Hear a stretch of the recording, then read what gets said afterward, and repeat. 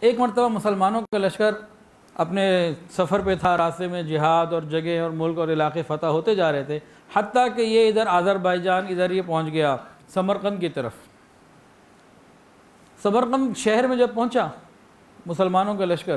شہر کے لوگوں نے نہ کوئی دفاع کیا، نہ کوئی بات، نہ کوئی لینا نہ دینا، بالکل خالی یہ اندر گئے اور انہوں نے جا کے کنٹرول سنبھال لیا اور حکومت کا نظام سنبھال لیا۔ تو ان کے اندر ایک سمجھدار آدمی تھا کہ دیکھو بھئی، اگر تم چاہتے ہو اس مسئلے کے لیے انصاف چاہتے ہو تو پھر تم مسلمانوں کے خلیفہ عمر ابن عبدالعزیز رحمۃ اللہ علیہ کو ایک خط لکھو اور یہ شکایت ان تک پہنچاؤ۔ انہوں نے کہا لوگ کیا بات کر رہے ہو، وہ کچھ کریں گے اس طرح، وہ تو اور خوش ہوں گے کہ چلو، کہ نہیں تم لکھو تو صحیح۔ ان کو پھر آپ ہی لکھ دیں۔ اب ان صاحب نے خط لکھ کے دیا اور ایک قاصد کو بھیجا اپنے ہی لوگوں میں سے کہ جاؤ اور حضرت عمر ابن عبدالعزیز رحمۃ اللہ علیہ جو مسلمانوں کے خلیفہ ہیں ان تک یہ مسئلہ پہنچاؤ۔ خیر لوگوں نے، کیونکہ اپنے خاندان کے علاقے کا بڑا تھا، بات کو مان لیا، سمجھ جو کچھ نہیں آ رہا تھا کہ بھئی مسلمانوں کی شکایت مسلمانوں کے ہی بڑوں سے لگ رہی ہے، تو انہوں نے اپنوں کی تائید کرنی ہے کہ ہماری تائید کرنی ہے۔ خیر یہ قاصد پہنچا، اس کے ذہن میں تھا کہ کوئی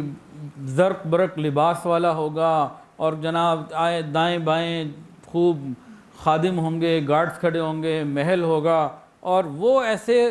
حکمران کا تصور کر رہا تھا جیسے کہ دنیا میں ہوتے تھے کہ عمر ابن عبدالعزیز کے تو نام سے لوگ ڈرتے تھے، ان کا ایک ان کی ہیبت تھی۔ اب جب پتہ کر آ کے آیا تو پتہ لگا ایک عام سے لباس میں سادہ سا آدمی، بڑا حیران ہوا، پہلے تو یقین ہی نہیں آیا کہ یہ بھی حکمران ہو سکتے ہیں۔ تو خیر خط دیا، وہ خط پڑھنے کے بعد حضرت عمر ابن عبدالعزیز رحمۃ اللہ علیہ نے اس جرنیل کے نام میں خط لکھا اور اسی قاصد کو کہا کہ میرا خط جا کے اس جرنیل کو دے دو جس نے کہ یہ قبضہ کیا۔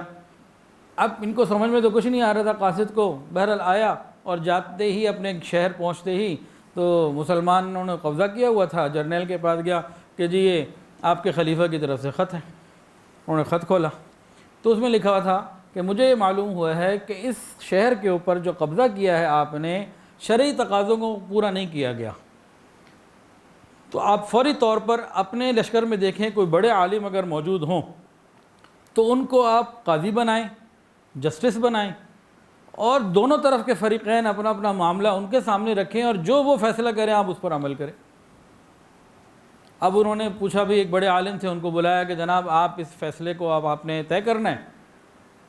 تو یہ شکایت گئی ہے اور اس طرح سے۔ انہوں نے کہا بھی بتائیں سارا معاملہ ہوا کیا؟ تو مسلمان جرنیل جو تھے انہوں نے فرمایا کہ بھئی بات یہ ہے کہ ہم آ رہے تھے، پیچھے کہیں لڑائی ہوتی تھی اور کہیں اور معاملات ہوتے تھے، تو یہاں کسی نے کچھ کہا ہی نہیں، ہم آ گئے، ہم نے قبضہ کر لیا، نظام سنبھال لیا۔ انہوں نے کہا نہ بڑا غلط کیا آپ نے، اسلام کا ایک پورا طریقہ ہے، آپ کو چاہیے تھا یہاں کہ سب سے پہلے تو ان کو اسلام کی دعوت دیتے، اسلام قبول کر لیتے تو ہمارے بھائی تھے بس۔ اگر اسلام قبول نہ کرتے تو شریعت کہتی ہے سیکنڈ آپشن یہ ہے کہ آپ ان کو کہتے ہیں کہ بھئی ہم یہاں کنٹرول سنبھالیں گے، تمہیں جزیہ ٹیکس دینا ہوگا، تمہاری ہر طرح کی حفاظت کی ذمہ داری ہماری ہوگی۔ اور تیسرا طریقہ یہ ہے کہ اس کو بھی نہ مانتے تو پھر تلوار آپ کے اور ان کے درمیان فیصلہ کرتی، چونکہ شریعت نے ایک اصول بتایا ہے اور آپ نے اس اصول کو نظر انداز کیا ہے، تو اب میں یہ فیصلہ دیتا ہوں فوری طور پر سمرقند شہر پہ قبضہ ختم کریں اور اپنی فوجوں کو شہر سے باہر لے جائیں اور اپنا کنٹرول ختم کر لیں۔ جیسے قاضی کا فیصلہ آیا، جرنیل فوراً واپس نکلا اور سب کو لے کے باہر چلا گیا۔ اب یہ شہر کے باہر چلے گئے،